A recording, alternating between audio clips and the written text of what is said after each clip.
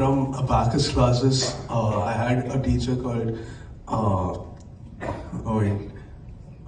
Lekha ma'am, yeah. So I had a teacher in USMAS called Lekha ma'am, and she was a really great teacher. As in, I liked maths a lot. As in, when we start in primary school, there's like a lot of classification of students.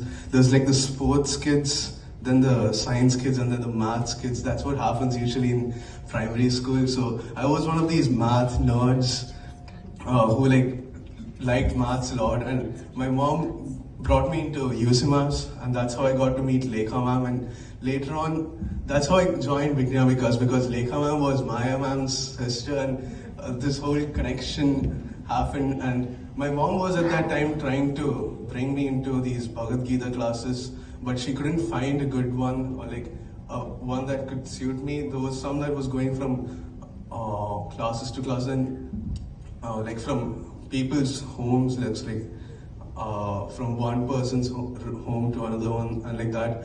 So we were trying to find a good Bhagavad Gita class, and that's how we stumbled upon Vignyamikas. And I think joining Vignyamikas at that time was a very good decision. As in, I was in my pre-teen, teenage, that phase, entering into teenager, and I was kind of lost. You get a sense of freedom and independence when you become a teenager, but then you don't find that where to apply that sense of independence. So I was a little bit rebellious. I didn't listen to my parents that much. I remember we used to fight over minor issues a lot. And again, when I joined Vignyamikas, I did not want to join any classes and wake up early on a weekend, wake up early, come to class, sit there, and then come back. The morning you just have to wake up. It was a really tiring procedure for me at first. But then later on, you sit in class. For me at the beginning, I liked the bhajans a lot. That's the one thing I liked about Vignyamikas when I joined. I liked the bhajans a lot. When you play the bhajans in the beginning, and then the students would come up, and then they'll also chant the bhajans during the on-site classes, and then you end with the bhajans as well. So that invocations of the bhajans, that was the most fun part for me at the beginning. The middle section, the Gita section, my head would go blank because I did not understand what was happening in those Gita sections in the first few classes. So that was my beginning experience. Waking up early, listening to bhajans, coming back, and also the prasadam. You can't forget the prasadam. So that was my beginning experience. But then I think it took a month, 6-7 classes maybe, for me to actually understand what is happening in the Gita section. The chanting part was also fun. Again, the bhajans and the sloka, they felt the same to me. But then the understanding the slokas, that as soon as I got interested into it, and I started to understand what is happening, I noticed that it played a part in my life. Anything I did, it started playing a part in my life. School life, trying to study, and then Sadish sir's classes would come to mind, his teachings and stuff. So I used to do these activities and stuff. He still does, and I think that's a really important part in our lives, because when you do these activities that sort of makes us do in class, he gives us homework and assignments and stuff, but that plays in a major part in your studies.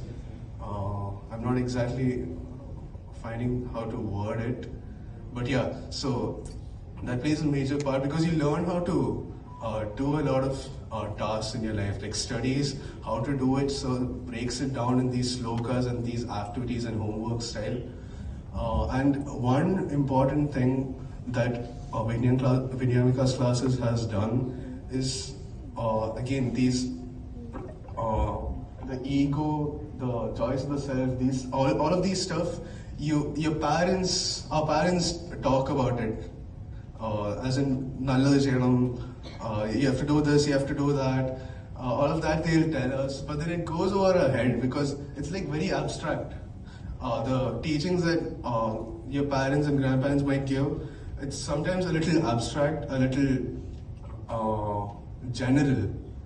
But then what happens in Vignamika's classes is we talk about it like it's natural. You won't go to school and like say, there's ego does this, and it harms us like this. It's not good to have ego. There's two types of this pleasure. There's joys of the self. You won't talk about it like that to a normal person. No one will actually talk about it in any other environment other than Vignamika's. So that is very, like a very important part in my life. That played a very huge role because as soon as some major obstacle comes up, a major moral obstacle comes up, you don't have to think hard because you just think about the Vignamika's classes. There's usually a sloka or something that Sir said that immediately guides us, that shows us the way. So yeah, that was really the major takeaway that I got from Vignamika's classes. And then, yeah, I wanted to talk about the joining Vignamika's classes also gave me another hobby, which was playing the tabla. I got inspired by Niranjan. Is he here? Yeah, you and Kirja aunties, Neeraj, yeah. I mixed up the names. Okay, Niranjan, Neeraj, and then Banji's brother as well. Seeing these, I got interested in music that way. Plus, Siddhartha Chatton. So, at that same time in 10th grade, 11th grade, I got into. I used to play a lot of video games, and then I somehow got interested into graphics, and then I started doing something called Blender. It's a 3D software, and then I used to spend a lot of time on it, and then my parents would complain, I'm spending too much time on it, I'm not studying. I remember vividly in 10th grade, the day before one of the board exams, I opened Blender because I couldn't study. So like, that was like my face at that time. I would get into random hobbies, get very dedicated into it, and then drop it off. So, listen, after Siddharth Chatton one day told about this Blender and stuff, I started thinking maybe this is a good choice. Maybe I found the right hobby, and then I started pursuing it further. So like 10th to 12th, I used to do this consistently. And then right now, I'm in my university, I'm part of a design team. So pursue your hobbies. It takes some time, but then you should also be able to balance it with your studies. But as soon as you find a hobby that you like and you learn to balance it, it becomes like, and it helps you balance your studies as well. Because once you're studying, you get tired after a while, you take a break, do something productive that you like, as in a hobby, and then when you come back to study, you're suddenly feeling refreshed, and then you're able to study with full productivity once again. So yeah, and also again, public speaking. This is a huge issue for me. I went to something called Toastmasters.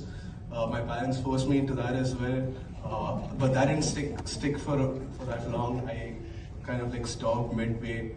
I've been an introvert for a long time. I still am. I couldn't speak at all before. I remember in my first Toastmasters, basically Toastmasters is like a public speaking platform. They bring a lot of kids, you come on stage and you do a speech, you come back and sit down. So like, I remember in my first speech over there, I came over here, I was shivering from head to toe. I was in a really bad state. I couldn't speak at all on stage. So right now, I can, to a certain extent, speak on stage, speak in front of an audience. So yeah, that's mainly because of Vignamika's classes, because of the programs and stuff that they did, and the exhibitions and stuff. That was a really important. I remember my first exhibition. You stand in one corner and then you speak about your chart and stuff to a lot of people coming by. You say the same thing again and again. That form of rote memorization helps you in a way to speak publicly and to a large audience. So yeah, okay. also, I talked about, yeah. So Vignavika's classes mainly was, in one word, a moral compass in my life.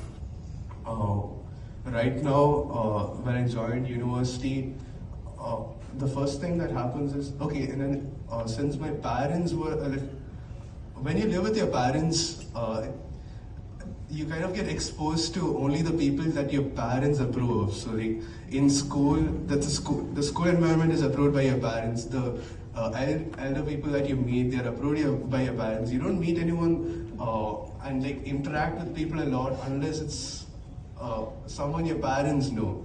So when I got into university, it was like a completely different environment.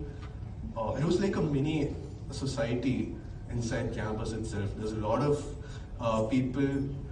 You at first you're lost because you don't know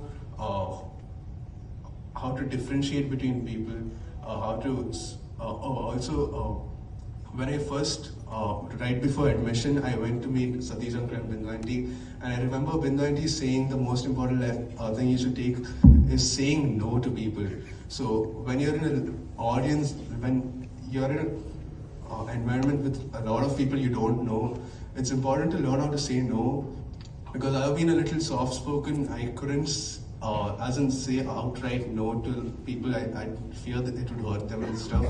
But then coming to university, I learned to say that is a really important thing to say no, because at times, even if other people, as in if people take your stuff because you didn't say no to them, you just let them take your stuff and they damage it and bring it back. Like it happened with my umbrella. I didn't say it to my mom and dad yet. So what happened was one day it was raining and my neighbor came up and said, "Can I take your umbrella?" And I knew he was somewhat, as in I couldn't trust him that much, but I couldn't say no to him because it was just an umbrella and he wanted to go for lunch and it was raining heavily. So I said, "Yeah, go take it, it's fine." And then he didn't come back until the next day. The next day he came back, he came with a different umbrella. And I asked him, where's my umbrella? And he said a senior took it. So till now, I talked to his senior and stuff. The senior is back in Andhra Pradesh, so he's back in his hometown. So I'm still waiting for that umbrella. Hopefully by January 6th, I'll get the umbrella back. So it's very important to say no. After that, I learned to say no like very firmly. If I know, once you get to see a person a couple of times, you understand the character, you understand who exactly how they are. So at times you have to say no. That's a really important lesson I had to learn from experience, even though Bindu Aunty told about it. So yeah, and then the same thing when you're not with your parents at that moment. You have to learn to be independent and then guide yourself. That's what Vignavika has helped me as a moral compass. Okay, so in the hostel basically we live in groups of three people in one room. So one of my roommates sleeps a lot. So like morning till 9 he'll sleep, 9:30 breakfast, finishes in the mess. So he wakes up 9:30, eats, and then 10 o'clock he sleeps again till like 12. Then he wakes up for lunch, and then he comes back, plays a little bit for like 1 hour, and then sleeps again. So like again, being a soft-spoken person, I didn't want. It was a small room, so like I didn't want to switch on the lights and disturb him to study and stuff. But then at a point, you learn to communicate with people. You learn to understand people's needs and stuff, and then we kind of negotiated with it. And now he goes and sleeps in another room, and I study in my own room. And then at times you start to feel lazy. My mom complains about this a lot. I don't like organizing stuff. So luckily my roommate is really strict about that. And I kind of learned it. You have to learn to inculcate good habits from the people around you and like make it your own habits. So he used to organize his table very neatly. His bed used to be clean all the time, and kind of that inspired me. And nowadays I can't stand seeing my environment, my table and stuff, a bit messy either. So yeah, that moral compass should always be with you once you leave your home, leave school, get into university and start living an independent life. And okay, lastly, I just a message to Vivians. I attend classes regularly because if I had not attended these classes regularly, it wouldn't be a habit for me to constantly assess myself like Satish sir does. He teaches us to assess ourselves. So when you attend these classes regularly, basically our classes are kind of classes of self-improvement. When you attend these classes regularly, it becomes a habit. Self-improvement becomes a habit. And that's a really important thing to have. Self-improvement as a habit. You constantly strive for improvement. You see yourself, whatever action you take, you kind of assess yourself later on, like whatever actions you do, a few moments later you'd think, oh, did I do it right? How could I have done it better? And stuff. And you kind of improve yourself. You constantly think about it and you start improving yourself. And that's what Satish sir teaches us to do. He gives us constant food for thought. Each sloka is kind of like a guiding thing. So you see the sloka and you think, oh, do I do this in my day-to-day life? Is my life following this sloka? It's more like a reference book than a path that you have to take. You choose your own path, but then you refer to it with these teachings and see if the path is going in that specific direction. So yeah, that's my message to Vivians, current Vivians.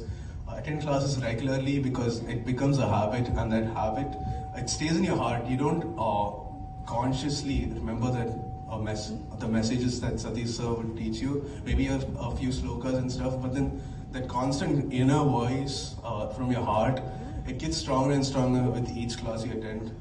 So yeah, that's it. Thank you. Happy New Year.